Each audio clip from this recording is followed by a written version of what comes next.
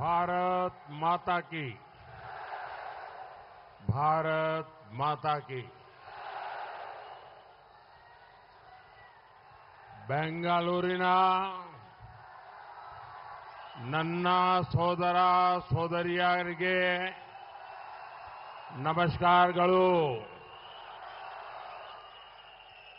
ತಾಯಿ ಭುವನೇಶ್ವರಿ,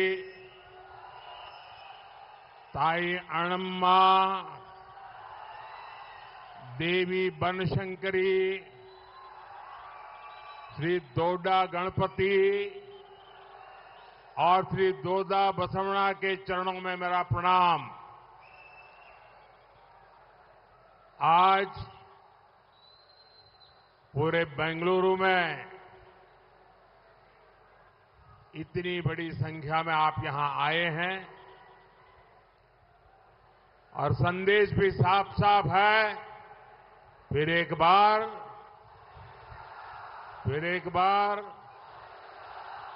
भाई और बहनों, 2014 में और 2019 में आपने रिकॉर्ड सीटें जीताकर जो मजबूत सरकार बनाई, उसने देश को मजबूत बनाया है। तब दुनिया भारत को फ्रेजाइल 5 में गिनती थी। दुनिया सोचती थी भारत खुद तो डूबेगा, हमें भी ले डूबेगा। भारत के बैंक बड़ी क्राइसिस में थे। हजारों करोड़ के स्कैम्स ने विदेशी इन्वेस्टर्स में डर का माहौल पैदा कर दिया था। एक वो समय था, एक आज का समय है। आज जब देश भारत से दुनिया में कहीं पर जाइए, सब देश भारत से दोस्ती मजबूत करना चाहते हैं। आज इन्वेस्टर्स भारत में रिकॉर्ड पैसा लगा रहे हैं। आज भारत रिकॉर्ड एक्सपोर्ट भी कर रहा है और मैन्युफैक्चरिंग में भी नए रिकॉर्ड बना रहा है। तब भारत दुनिया की 11th नंबर की इकोनॉमी था। आज भारत दुनिया की टॉप 5 इकोनॉमी में से एक है। आज भारत फॉलो करने वाला नहीं, बल्कि फर्स्ट मूवर हो गया है भारत।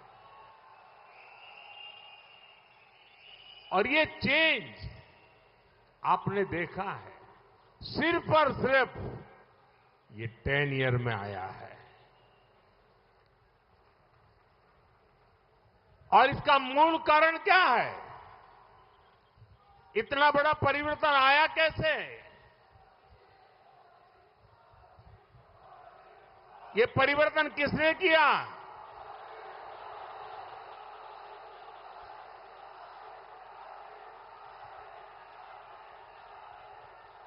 आपका जवाब गलत है। ये परिवर्तन आपके एक वोट ने किया है।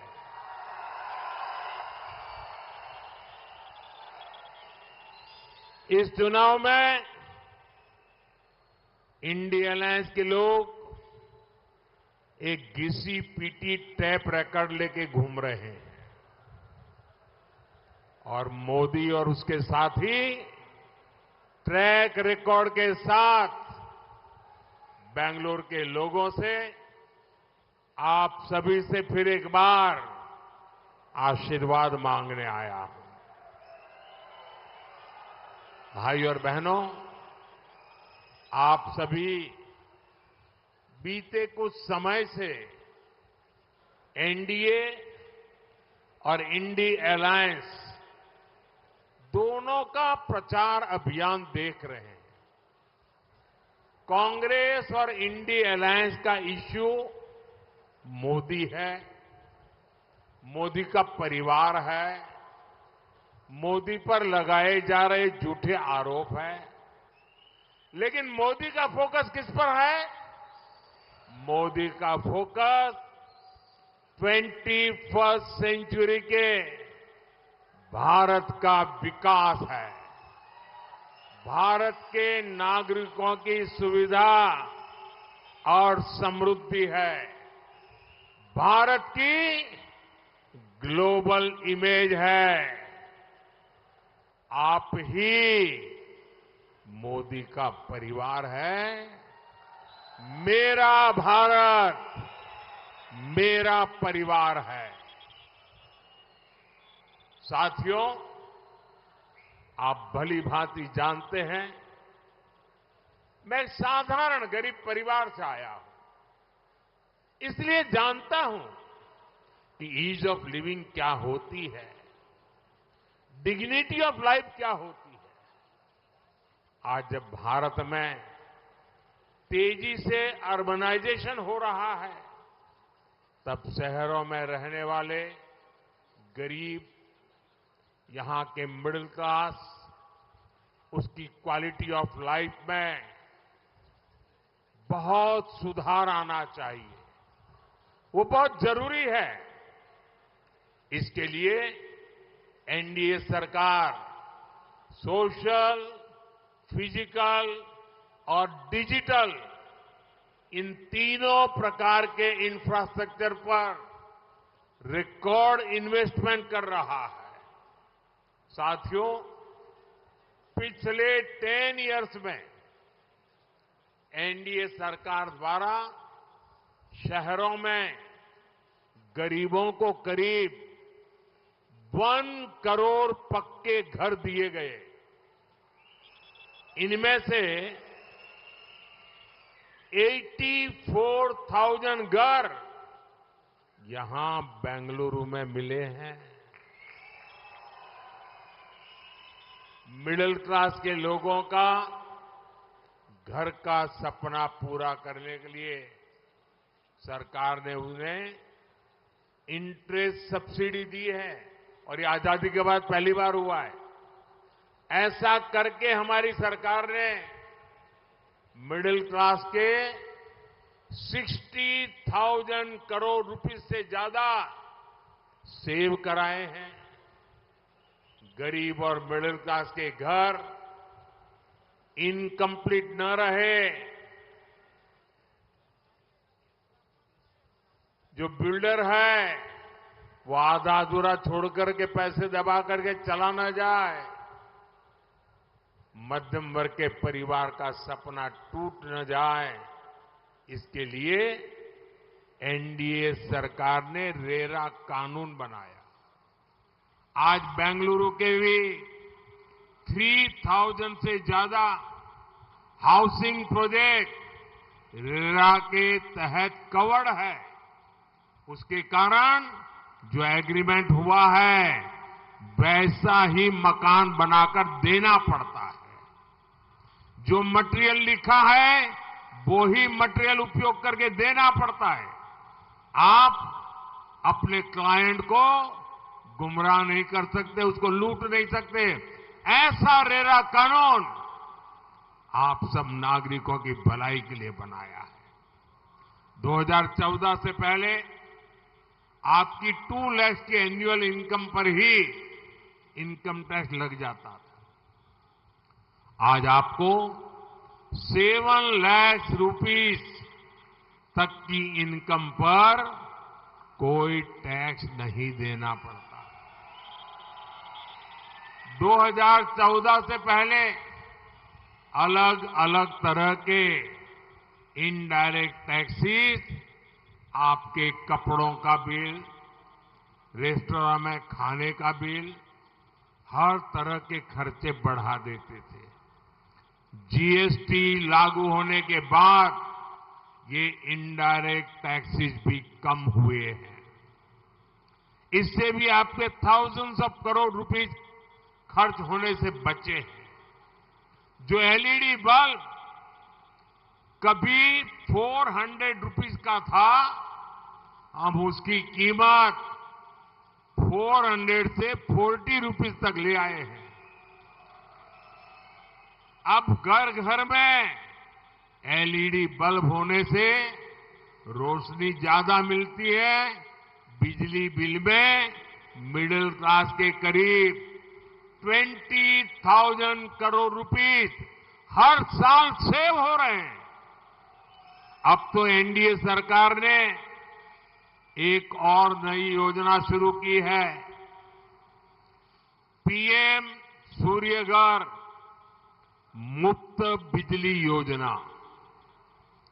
इससे इलेक्ट्रिसिटी का आपका बिल 0 होगा। इतना ही नहीं, इलेक्ट्रिसिटी से कमाई भी होगी। इतना ही नहीं, अब जमाना ईवी का आ रहा है, इलेक्ट्रिक व्हीकल का आ रहा है। उसके कारण आप अपनी स्कूटी हो, स्कूटर हो, कार हो, अगर वो इलेक्ट्रिक व्हीकल है तो उसका चार्जिंग भी घर में करवा सकते हो और आपको घर में चार्जिंग करने के बाद खुद का ट्रांसपोर्टेशन भी करीब करीब फ्यूल का खर्चा 0 हो जाएगा। साथियों, गरीब और मिडिल क्लास का बहुत बड़ा खर्च हेल्थ रिलेटेड होता है, लेकिन आयुष्मान भारत योजना इसमें गेम चेंजर साबित हुई है। आयुष्मान भारत योजना के चलते आज करोड़ों लोगों को 5 लाख रुपीस तक का फ्री ट्रीटमेंट मिलना सुनिश्चित हुआ है। इससे भी लोगों के 1 लाख करोड़ रुपए सेव हुए हैं। और अब बीजेपी ने अपना जो मैनिफेस्टो घोषित किया है, उसमें इस योजना को एक्सपांड कर दिया गया है। देश के हर ऐसे सीनियर सिटीजन्स जिनकी एज 70 इयर्स से ऊपर है, उन्हें भी अब 5 लाख रुपीस तक का फ्री ट्रीटमेंट मिलेगा। और ये फैसला सिर्फ सीनियर सिटीजन्स को ही नहीं, बल्कि हर युवा को भी रिलीफ देगा जो अपने माता पिता की हेल्थ के प्रति चिंतित रहते हैं। एनडीए सरकार ने जो जन औषधि केंद्र खोले हैं, उनमें 80% डिस्काउंट पर मेडिसिन मिलती है। इससे भी मिडिल क्लास के करीब 30,000 करोड़ रुपए सेव हुए हैं। साथियों, बेंगलुरु तो डिजिटल इंडिया का इतना बड़ा हब है। भारत की डिजिटल क्रांति में आपकी इतनी बड़ी भूमिका है। आप कल्पना कर सकते हैं कि अगर भारत में मोबाइल डेटा का रेट 2014 वाला ही रहता तो क्या होता। उस समय 1 GB डेटा 250 रुपीस के आसपास होता था। आज 1 GB डेटा 10 रुपीस के आसपास है। अगर 2014 के पहले उस समय का हाल होता तो मोबाइल का जो बिल आज 500 to 700 का आता है, वही 5,000 to 7,000 रुपीस का आता। आप अंदाजा लगा सकते हैं कि आपकी पर मंथ कितनी ज्यादा सेविंग सिर्फ मोबाइल बिल में हो रही है। साथियों, सस्ते डेटा के साथ ही एनडीए सरकार का जोर डेटा गवर्नेंस पर भी है। हमारी सरकार डेटा सिक्योरिटी के लिए बहुत ही स्ट्रांग बिल लेकर आई है। डेटा मोनेटाइजेशन की दिशा में भी भारत तेजी से काम कर रहा है। इससे देश में एक स्ट्रांग सिस्टम बन रहा है। भारत के लिए एआई युग में जाना आसान हुआ है। साथियों, नाड प्रभु केम्पेगौड़ा ने बेंगलुरु को एक शानदार शहर बनाने का सपना देखा था, लेकिन कांग्रेस सरकार ने कुछ ही समय में यहां की सिचुएशन बिगाड़ दी है।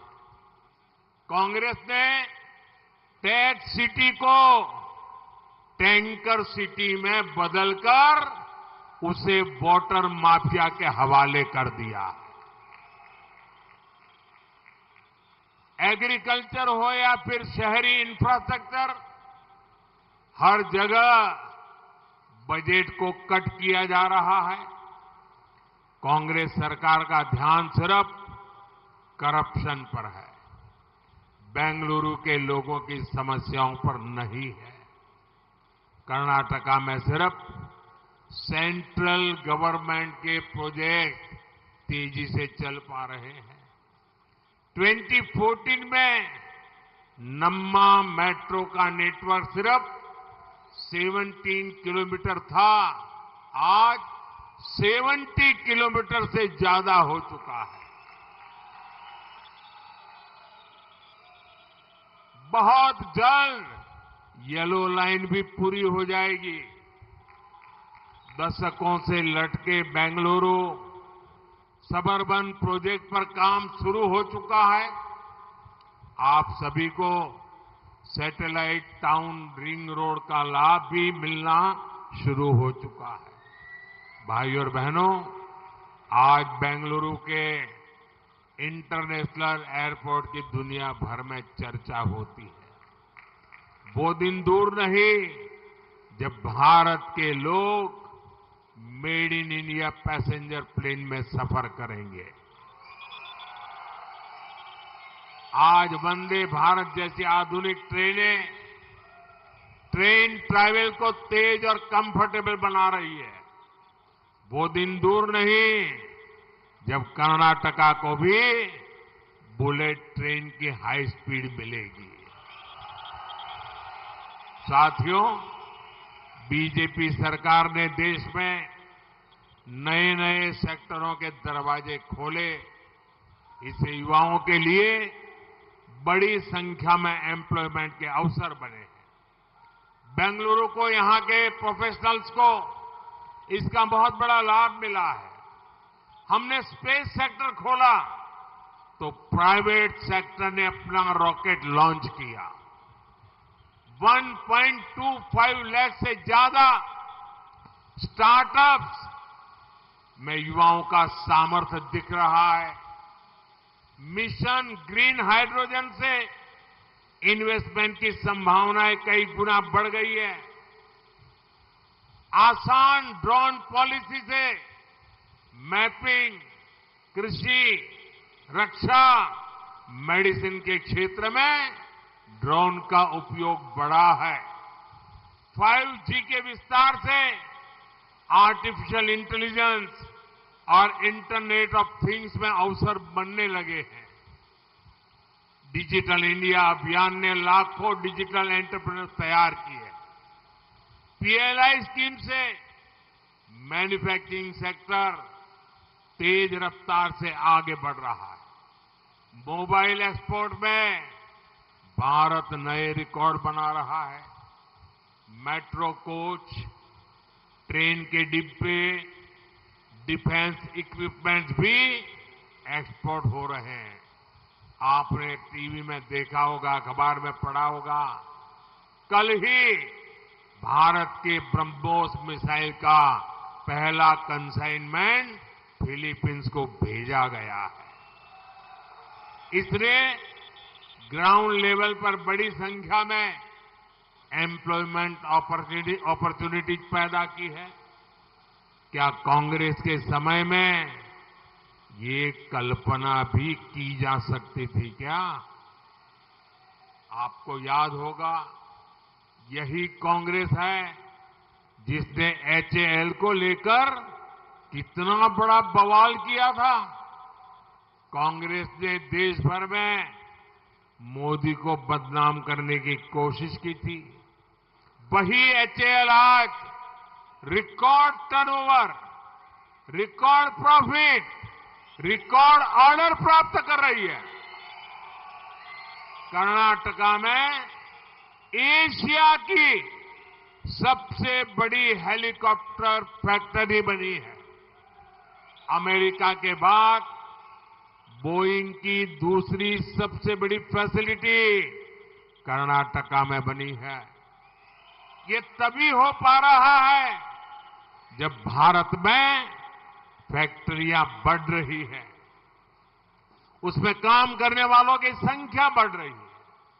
भाई और बहनों, बेंगलुरु युवा शक्ति, युवा टैलेंट और टेक्नोलॉजी का पावर हाउस है।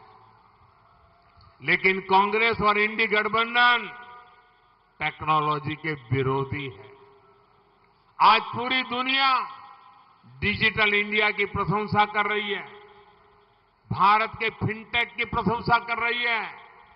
लेकिन आप भूलिएगा नहीं, कांग्रेस ने आधार का विरोध किया था, अदालतों में घसीट कर ले गए थे।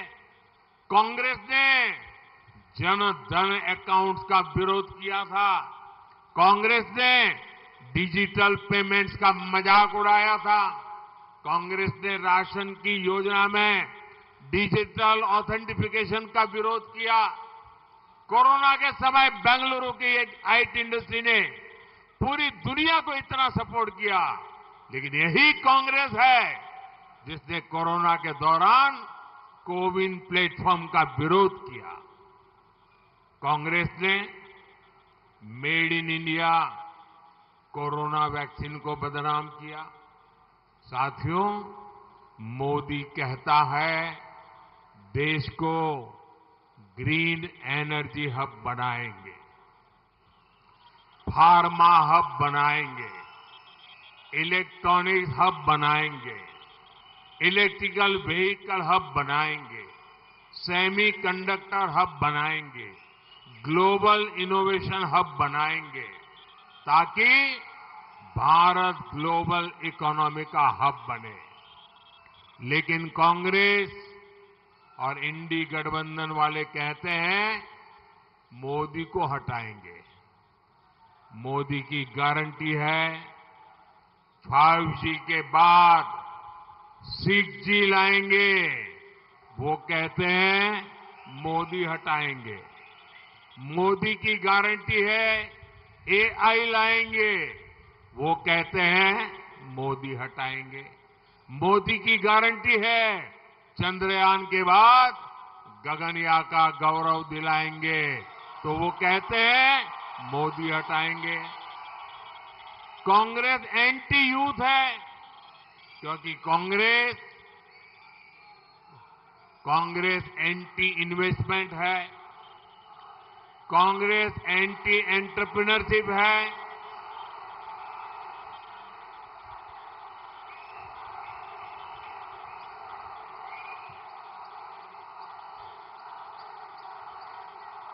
कांग्रेस एंटी प्राइवेट सेक्टर है, कांग्रेस एंटी टैक्स पेयर है, कांग्रेस एंटी वेल्थ क्रिएटर है। साथियों, यहां कांग्रेस सरकार जिस प्रकार के विचारों को, जिस मानसिकता को बढ़ावा दे रही है, वो भी बहुत खतरनाक है।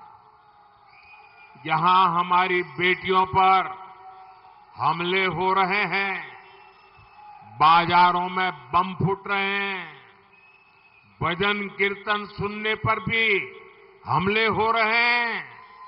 ये सामान्य घटनाएं नहीं है। और इसलिए मैं बेंगलुरु के और कर्नाटका के भाइयों से आग्रह करूंगा, ये कांग्रेस से बहुत अलर्ट रहना है। भाई और बहनों, यहां बेंगलुरु के ग्रामीण क्षेत्र से भी काफी लोग आए हैं। एग्रीकल्चर को आधुनिक बनाने के लिए भी हमारी सरकार हर प्रयास कर रही है। यहां तो हमारे येदियुरप्पा जी मंच पर है, जिन्होंने किसान कल्याण के लिए इतना काम किया है। लेकिन कर्नाटका की कांग्रेस सरकार किसानों की भी विरोधी है।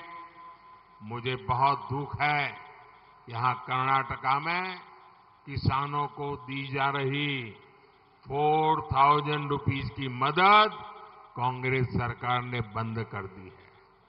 लेकिन मोदी की गारंटी है कि पीएम किसान सम्मान निधि के 6,000 रुपीस किसान साथियों को मिलते रहेंगे।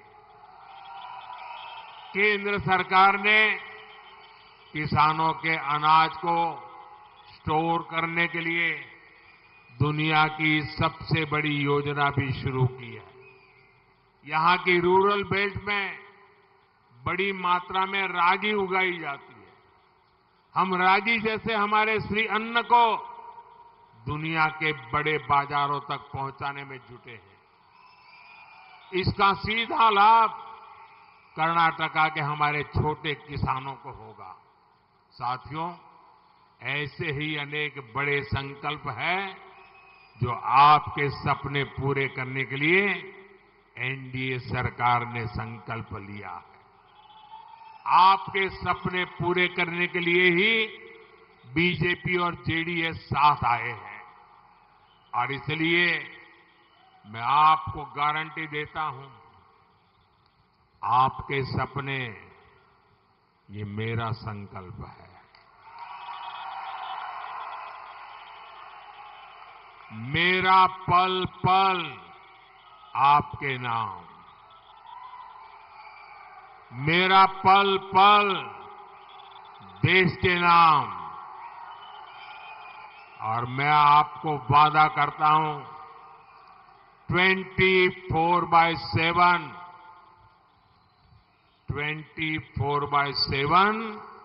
फॉर 2047।